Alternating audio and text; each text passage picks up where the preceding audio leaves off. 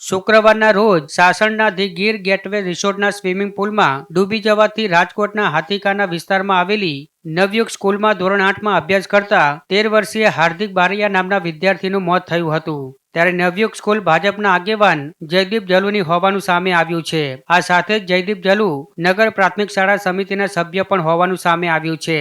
ઉલ્લેખનીય છે કે સ્કૂલ દ્વારા સોમનાથ, સાસણ અને દેવાડિયાનો શૈક્ષણિક પ્રવાસ રાખવામાં આવ્યો હતો, જેમાં ધોરણ 5 થી 12ના કુલ 157 વિદ્યાર્થીઓ અને 12 શિક્ષકો શૈક્ષણિક પ્રવાસે ગયા હતા, જેઓ સોમનાથ દર્શન કરી પરત ફરતી વખતે સાસણ તાલાલા રોડ પર આવેલા ધ ગીર ગેટવે રિસોર્ટમાં રોકાયા હતા, જ્યાં જમ્યા બાદ રિસોર્ટના સ્વિમિંગ પુલમાં નહાતી વખતે ધોરણ 8માં અભ્યાસ કરતો આ 13 વર્ષીય હાર્દિક મુકેશભાઈ બારૈયા નામનો વિદ્યાર્થી અચાનક પાણીમાં ગરકાવ થઈ ગયો હતો અને અંતે મોત નીપજ્યું હતું. જોકે શાળા પ્રવાસ શરૂ થતા પૂર્વે આરટીઓ પાસે વાહનનું ફિટનેસ, ડ્રાઇવિંગ લાયસન્સ અને ઇન્સ્યોરન્સ સહિતની બાબતનું ચેકિંગ કરાવવાનું ફરજિયાત હોય છે, પરંતુ ચેકિંગ પણ કરાવવામાં આવ્યું નહોતું. તો પોલીસ પાસેથી પ્રવાસને લઈ બંદોબસ્તની પણ નહોતી કરવામાં આવી માંગણી. ત્યારે હવે આ સમગ્ર મામલે સ્કૂલ વિભાગ દ્વારા પગલાં લેવામાં આવશે કે કેમ તે હવે જોવું રહ્યું.